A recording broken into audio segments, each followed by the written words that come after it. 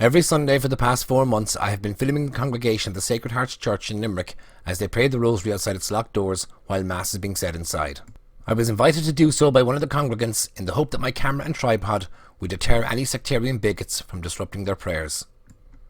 For the most part, I am stationed directly across the road from the church, perched on the steps of a Georgian building. I am not filming constantly, but I do film the various interactions that happen between those saying the rosary and those seeking to disrupt it. One such disruptive individual is Councillor Elisa O'Donovan.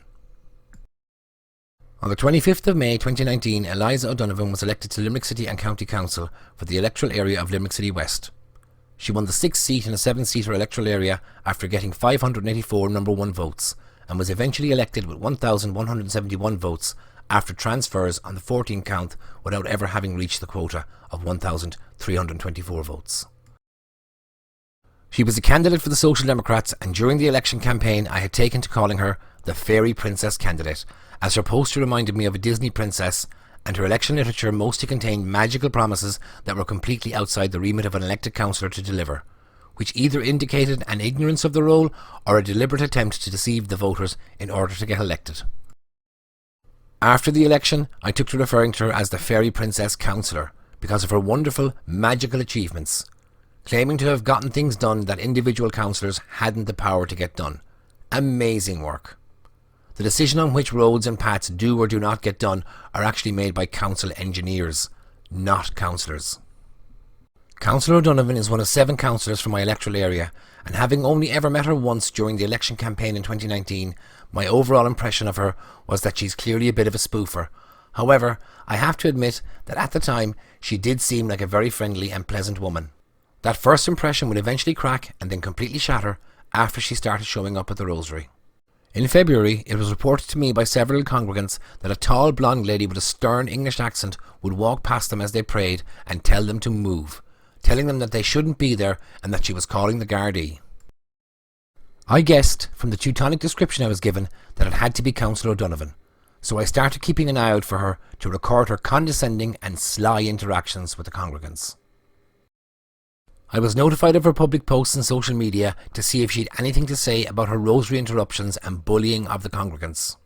In February, it was revealed that she commented on a post by her far-left associates in Limerick Against Fascism, boasting about her scolding of the mostly elderly congregants as they prayed. However, she had absolutely nothing to say about her weekly harassment of Catholics on her own social media pages, or in her monthly newsletter. But I did notice posts about Councillor O'Donovan making regular appearances in the local media to complain about people disagreeing with her on social media. In February, she was busy blocking people online and blaming everything on men and their so-called endemic misogyny. You see, a gender-neutral term such as sexism is problematic for her. Oh yes, O'Donovan is quite the misandrist. In one of her many spats on Twitter, she went so far that she felt compelled to issue circuit court proceedings for defamation against the architectural historian and writer Emma Gillese. But based on recent revelations, my money is on Emma Gillese. The most likely outcome seems to be that the case will be withdrawn by O'Donovan before there is ever a hearing. But at least everyone that reads the Limerick Leader article will think that a defamation case took place. Nice smoke and mirrors there from O'Donovan. Essentially, anyone who publicly disagrees with O'Donovan may have empty threats issued against them until they are silenced. By March, she had blocked so many people online, people who had dared to disagree or question her actions, that it seems that it was done by an automated bot such as Repeal Shield, a pro-abortionist bot which prevents pro-life social media users from commenting on her posts. So much for free speech. As it transpires, that's exactly what she was doing. With so many people being blocked by her, it isn't surprising then that someone decided to write her a handwritten letter. Naturally, O'Donovan, rather than replying, instead ran screaming to the media about it, claiming that it was an issue of bullying, and naturally the media unquestionably reported it for her. The 3-page letter was allegedly anonymous. However, it seems that we will never know if it actually was anonymous, because O'Donovan chose to share only small, out-of-context selections of its content. Rather than allowing the full letter to be viewed, we are only allowed to see 3 lines out of 3 pages, and yet there was absolutely nothing offensive to be found in what she shared of it. Her post actually showed the sender telling her to grow up and stop behaving like a child, as well as lamenting her poor leadership skills and her complete lack of professionalism. That's not bullying, That's just fair and constructive criticism. O'Donovan doesn't show us the context or provide us with the reasons for those criticisms. I wonder why. I had seen Councillor O'Donovan erratically pass up and down several times during the rosary, and she had seen me. She was aware that I was recording. I made no attempt to hide it. Again, the reason for my presence was to visibly deter sectarian interference. On Sunday, the 7th of March 2021, she decided to say hello to me.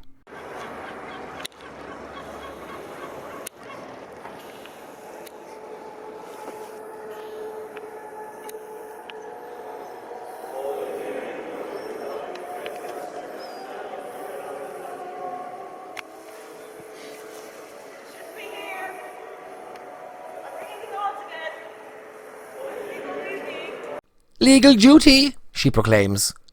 Fair enough, you might say. She sees something that she believes to be illegal and she alerts the Gardaí. How very civic-minded of her. Maybe she has genuine public health concerns and is merely being consistent. Here's what she told Megan Scully of the Limerick Post back in March 2020.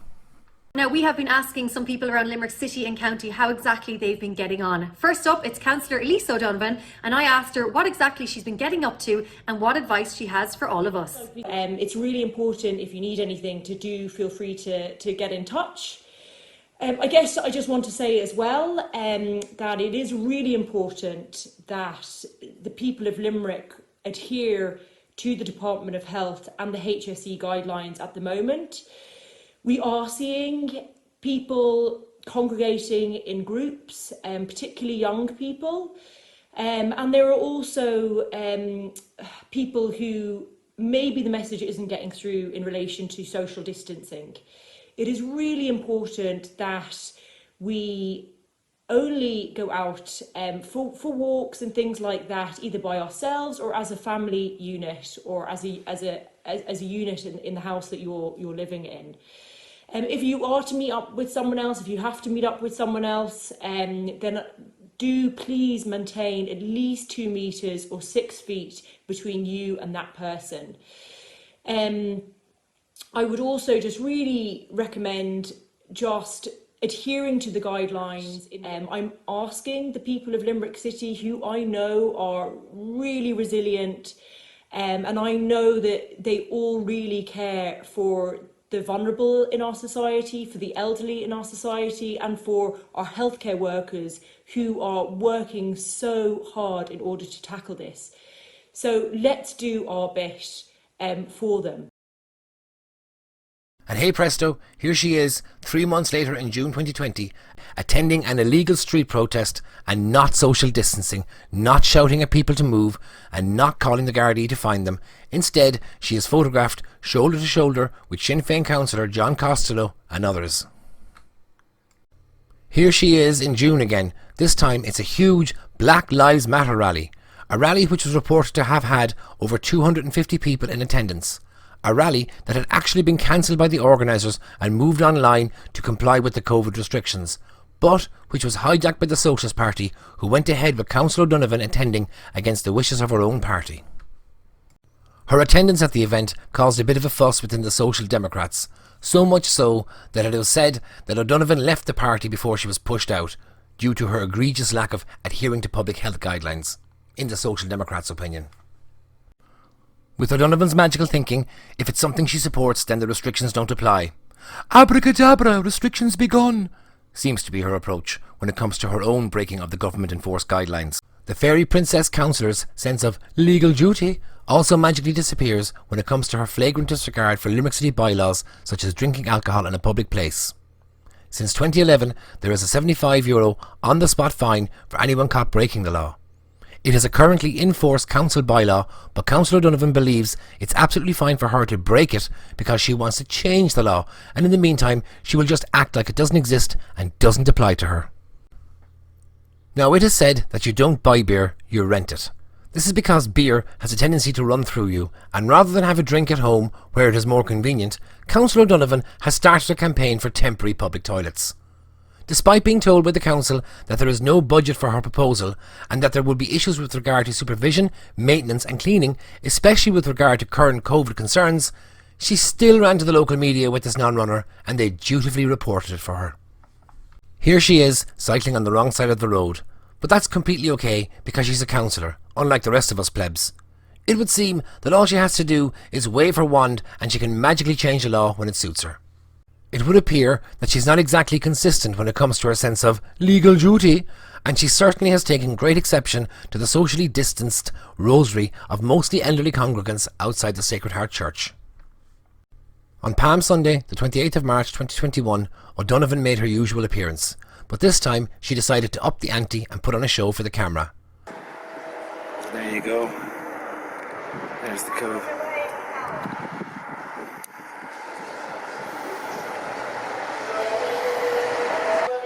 Councillor Elisa O'Donovan. Hypocrite. Just a quick editorial note to say that at the time and up until very recently, I did think that her name was pronounced Eliza. It's actually pronounced Elisa. My bad, Tábrónarum. And for the record, my name is Cahill, not Cahill, but I'm sure that O'Donovan's mispronunciation was also unintentional. But I'm clearly not wrong about her being a hypocrite. As well as her freedom for me but not for thee double standards, O'Donovan is constantly complaining about misogyny and getting upset about men objectifying women. But it's okay for her to objectify men. Here she is, drooling after a sexy priest. Oddly enough, the sexy priest in question is Canon Labach of the Sacred Heart Church. It would seem the deeper you dig, the freakier it gets. And I should also point out that she stated back in January that she always uses Jesuit Lane at the back of the Sacred Heart Church when going to and from town. So she has actually been going out of her way to harass the congregants. I don't know what possessed her to behave the way she did, overtly counting the congregants, and then, after pausing to post about them on her various social media accounts, she starts strutting around, smirking and filming them close up, including filming underage children in attendance with their parents or grandparents, and shouting at them to move and go back to their own homes to pray.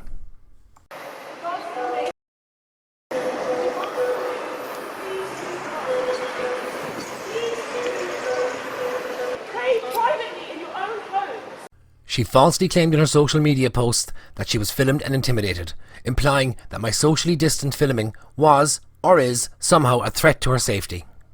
The truth is, and O'Donovan would never tell you this, that there actually is a cameraman that was filming physically close up and intimidating the congregants as they prayed. One of her own far left associates, the self-styled street photographer and Antifa activist, Wally Cassidy.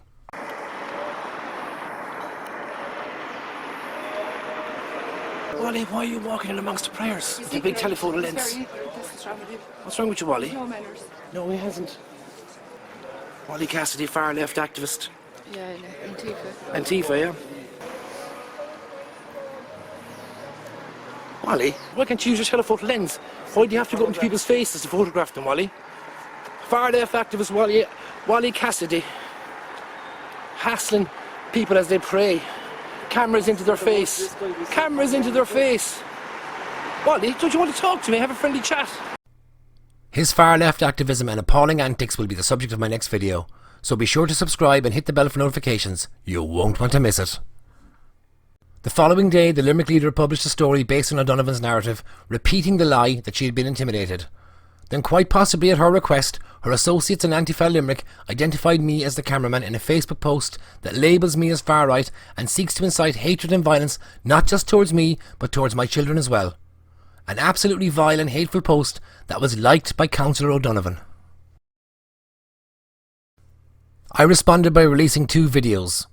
Neighbours from Hell, which showed the truth about her so-called constituents, that is, the residents that O'Donovan claims to be representing, and the unedited clip of Councillor O'Donovan's unhinged antics, which completely exposed her fraudulent claims. Links are in the description. I tagged O'Donovan in a post about her complaint to YouTube regarding my unedited video. That's correct, O'Donovan complained to YouTube about my video, claiming that it was an invasion of privacy, despite the fact that it was legally taken in a public place where she claimed she was acting in her role as councillor. Her complaint was to remove the content between minutes 7 and 10, where I questioned her about her hypocrisy. I'll talk more about those 3 minutes later on. Of course, she blocked me. Not only that, but my wife, who usually stays out of politics, felt compelled to reach out to O'Donovan, who, remember, is a councillor for our electoral area. My wife commented on her Twitter page, saying, "Shame on you for encouraging far-left extremists to target my family." And she blocked my wife. Clearly O'Donovan doesn't care about all of the women in her electoral area, just the ones who share her sectarian bigotry and hatred of Catholics. Overall, there seems to be a recurring theme of suppression of truth in O'Donovan's modus operandi. Needless to say, the local sycophantic media ignored the story, but much to O'Donovan's dismay, it was picked up by the online outlet Gripped Media, which she duly blamed in a shoot-the-messenger post for causing her to be targeted by trolls, calling her mean names. You see, it's okay for O'Donovan and her ilk to call people names like misogynist, racist, homophobe and far-right, but it's not okay if anyone calls her names, and she has a particular aversion to the C word. Yes, she gets very upset by the C word, and by C word I don't mean constituents. I mean that harsh and abrasive slang word for a particular part of the female anatomy. Here in Limerick, the slang word most often used in place of the C word is gowl. The word gowl has its origins in our native tongue, the Irish language, where it literally means crotch, and a variety of other things. As a slang word, it also means an annoying person, an idiot, and a dishonest person. And it can be used in a variety of ways. Stop acting the gowl, will you? Or, you're only a gowl. Or, there's some sort of gowl bags over there. Or, just quit being a gowl. That's what I'm saying. And so on. Here's Councillor O'Donovan wearing a lovely top to let us know that she is a gowl. Clearly, she doesn't find that derogatory term to be offensive. It is the C word that upsets her. Or so she claims. Now, we all know what she thinks about the C word, but what did she think about the songs her constituents blared to disrupt the rosary?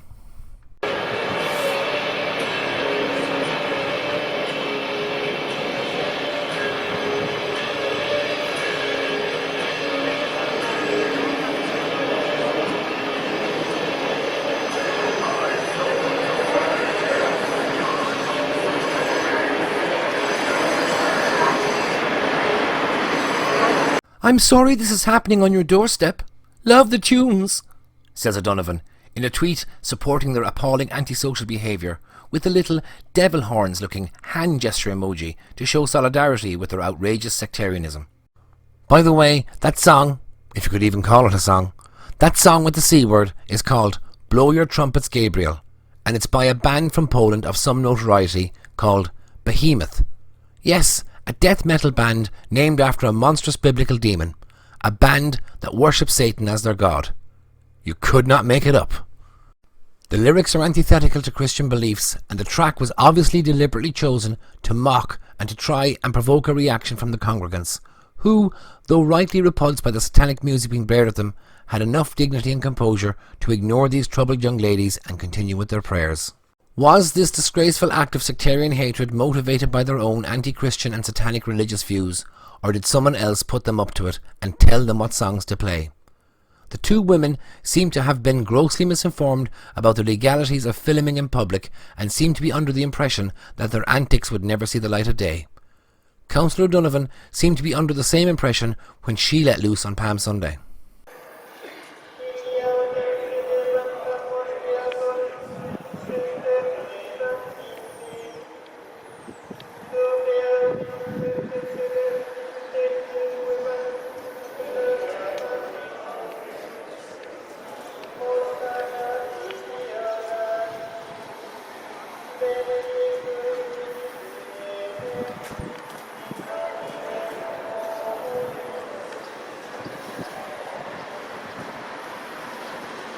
Wait! Did she just recoil in horror from a crucifix? The man that calmly approached her with one arm behind his back has his other arm against his chest and is just holding the crucifix of his rosary beads towards Councillor O'Donovan.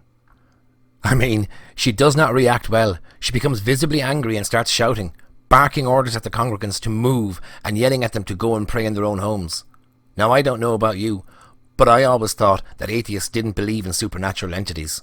Councillor O'Donovan claims to be an atheist. In fact, she is so devoted to her militant form of atheism that she even established Limerick's first ever atheist group to promote her disbelief in God. As an atheist myself, I just don't see the point of such a group, unless it's not really an atheist group at all, and perhaps its true purpose is to turn people away from God in order to gain favour with some dark and malevolent supernatural entity. Could I have been wrong about O'Donovan being a fairy princess? Is she in fact a wicked witch? Such pseudo-atheist witch cults do exist, and they are rabidly pro-abortion. They see the killing of the unborn child as a form of sacrifice to their goddess.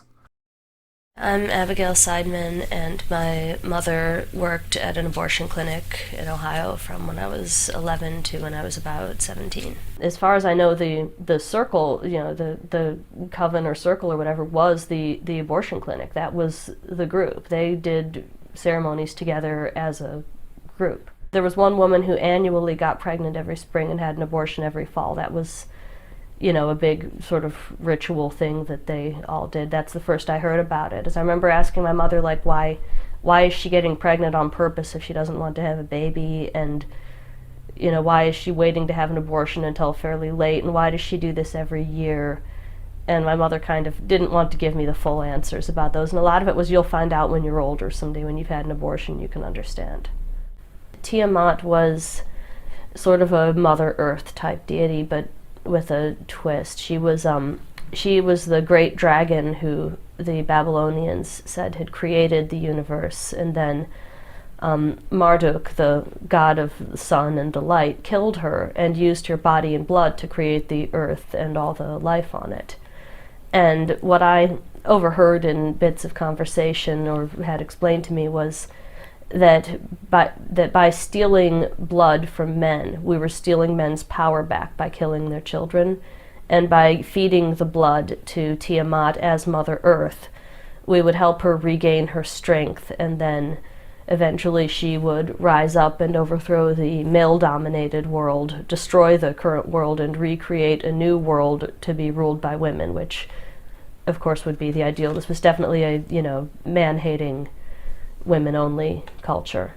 They're the ones who are truly pro-abortion. Most people who identify themselves as pro-choice they're really pro-choice. They're not necessarily pro-abortion. They just think abortion ought to be available as an option. These people, the people I'm talking about, this core of abortion-worshipping, goddess-worshipping feminists, believe in abortion as a good. They want more abortion, they want to encourage abortion, they think there needs to be more abortions, that we're not having enough, that it's not doing enough to be encouraged, that it needs to be celebrated. Those are some very bizarre and extreme beliefs. But that's in America, you might say. That's not in Ireland. Well, just take a look at the ideologies and phenomena like Black Lives Matter and the modern-day Antifa. Unfortunately, Ireland imports and consumes a lot of American nonsense. Councillor O'Donovan is not merely pro-choice, she is rabidly pro-abortion. Here's Councillor O'Donovan complaining about GiannaCare, a voluntary crisis pregnancy agency that helps expectant mothers to choose life and keep their babies. They also offer post-abortion counselling services to women that have been hurt by abortion. She complained about the GiannaCare stickers to the council, but when she defaces a bus stop with stickers of her own, it's some kind of guerrilla action. Seriously though, how could anyone be opposed to the charitable work of GiannaCare? Thank you, Councillor O'Donovan, for inadvertently sharing their contact details. Visit giannacare.ie and make a donation to help with the great work that they do. Here's Councillor O'Donovan with her cats promoting Together for Safety, a fanatically pro-abortion group that is opposed to the pro-life street counselling and the life-saving alternative to abortion offered by pro-life organisations. She claims, without even producing a single shred of evidence, that women going for abortions are being harassed outside the Limerick Maternity Hospital. To the best of my knowledge, there is absolutely no pro-life counselling going on outside Limerick's Maternity Hospital, but there are a few elderly ladies that quietly pray the rosary as they walk the outskirts of the hospital on the footpath, quietly praying for the protection of the expectant mothers and their babies. They never approach people and they keep to themselves.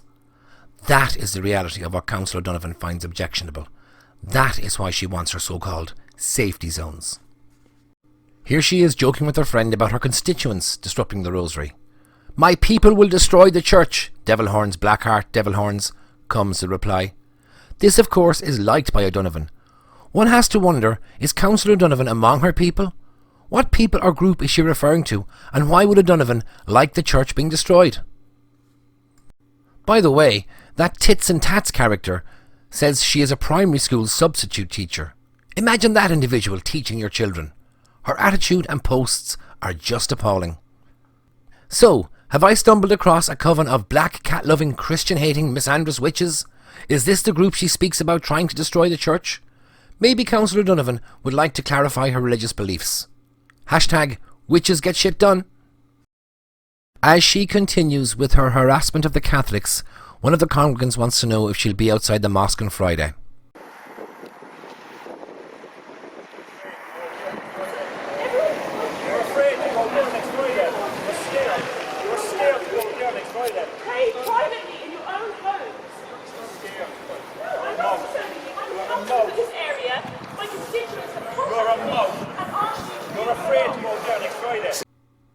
Of course she won't be. And besides, Muslims are not praying outside their mosques. They're inside them, asserting their religious freedom and holding their prayer services. And fair play to them.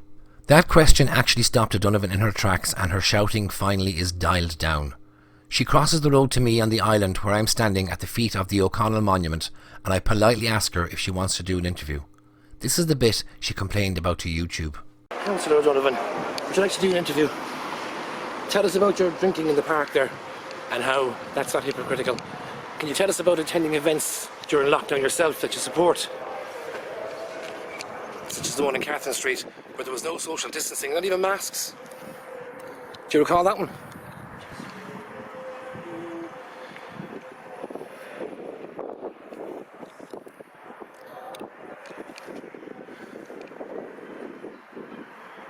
Why are you opposed to people expressing their religion? Now, I should point out that Daniel O'Connell is known as the Great Liberator because of his campaign for Catholic emancipation and the repeal of the anti-Catholic penal laws in 1829, which the English had enforced using brutal tyranny and murder to suppress the religion. I don't think he'd be too impressed by Councillor O'Donovan's antics, calling the law on Catholics as they prayed the rosary for the ban on public mass to be lifted. Of course, O'Donovan probably thinks that Daniel O'Connell is just one of those boring, pointless men who have statues around the city. Her English schooling has left her ignorant of Irish history, and with such an imperialist indoctrination, she naturally thinks she knows what's best for us.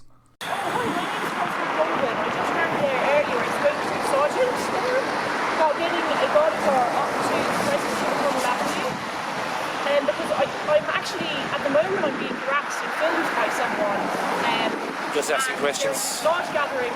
She's a public figure. She's announced her position here as being a councillor. I'm one of her constituents, even though they're a constituency. She's not a TD, she's a councillor. I really appreciate that. Thanks very much. See you then. Bye-bye. I'm not harassing you, Eliza. That's untrue. I'm just asking you questions. You're a public representative in a public space. And I'm asking you about your hypocrisy. Drinking beer in the park, that's against the law. €75 fine if you're caught, but you put it up on Facebook. Attending events down in Catherine Street, crowded events, Black Lives Matter events. You attended a rally that was banned. Weren't you booted from your party because of it? I am indeed, Eliza. No, I can't. I mean, we're in a public space, and you're my. I'm about my business. I'm doing my work as a councillor. You're not actually. This is not your job as a councillor. Your job as a councillor. It's not. To support my constituents. You don't have constituents. You don't have. You don't. You live in an electoral area. I'm sorry that you failed. You're a councillor. You're not a TD. In order to sidestep the question and direct attention away from her now well-documented antics, she childishly replies, "I'm sorry you didn't get elected. Please grow up, Elisa, and stop behaving like a child." I can now fully appreciate the sentiments of that letter she received. This has nothing to do with my running in the local election and failing to get elected. I may not have won a seat, but at least I know what the role of a councillor is and is not. It is to represent the interests of the geographical communities in their electoral area in council chambers, and it is certainly not to run around in public barking orders at everyone. It is TDs, not councillors, that are elected to Dáil Éireann to represent constituencies and make laws. And law enforcement is a job for the Gardaí, not councillors. As elected public representatives, councillors have absolutely no individual power. They have collective power by way of a majority vote. Individual councillors cannot allocate funding, give out houses or get roads done. Most of the important decisions are actually made by the unelected council officials. Motions proposed by councillors to get roads done or footpaths resurfaced are just smoke and mirror tactics to make them seem more relevant. The job will be done with or without their magic motions. Where motions do matter and where councillors do have collective power is when they vote to purchase or sell property on behalf of the council. They voted to purchase this house last year. They voted to have the owners pay to board it up before the council took possession. And here it is on Good Friday in flames. This house is in the designated regeneration area of Balnacar Weston, one of the communities in the electoral area of Limerick City West that Councillor O'Donovan and her 6 colleagues were elected to represent. Hundreds of houses have been burnt out since 2007 and no one has ever been held accountable for it. Not a single person has ever been charged because the council never once made a formal complaint to the Gardaí to have the arson attacks investigated. And the councillors stood idly by, remained silent, voted without question and went along with it all.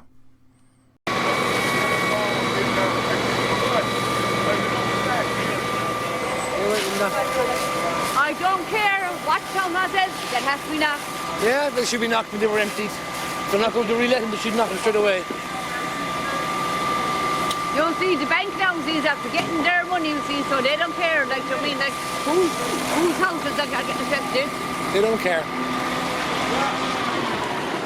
How long is it empty now? Oh, God, about a year. About a year, isn't it? Easily. It's about, Longer, is it? yeah, about 14 months, it's 14 months. 15 months, okay. Scandalous. Don't care for help. I know.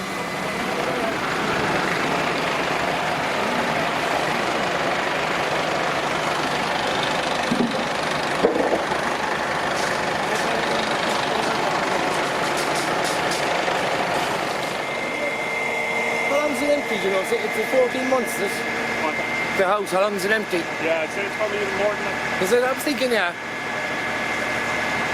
Because they got houses up the road, haven't they? Yeah. Yeah.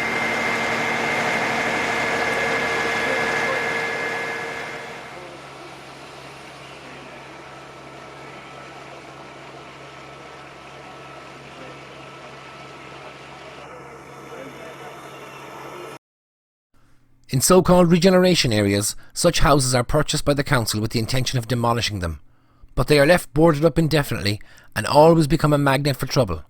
A simple solution would be for the councillors to pass a motion that ensures the immediate demolition of such properties upon purchase. Make it a condition of the purchase.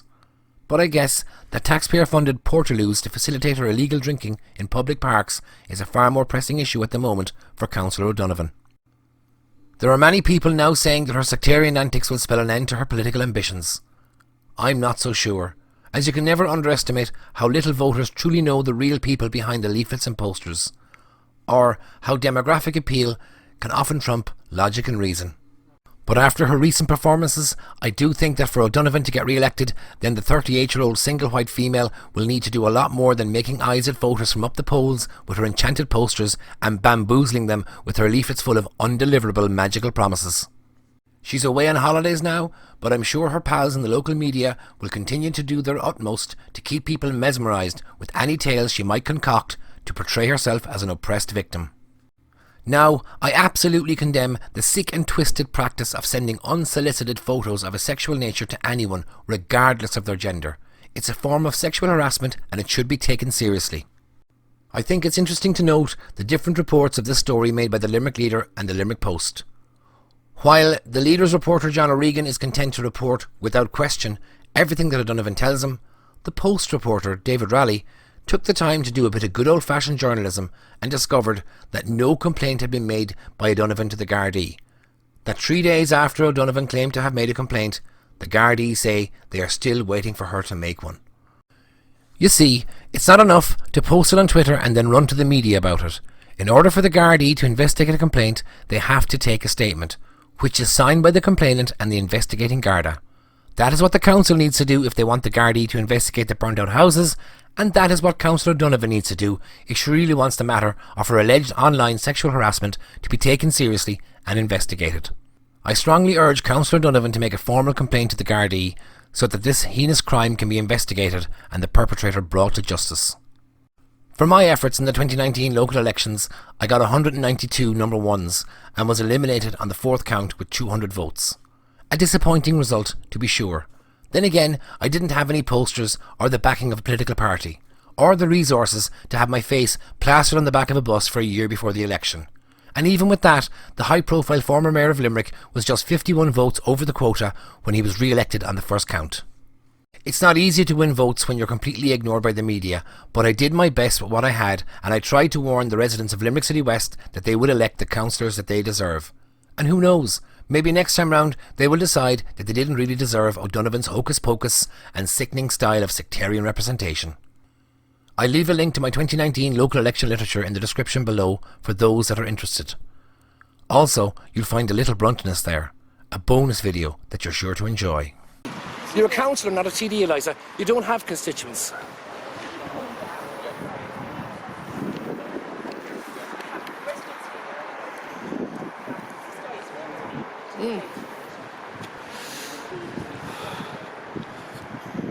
Try our best to see who's organising it.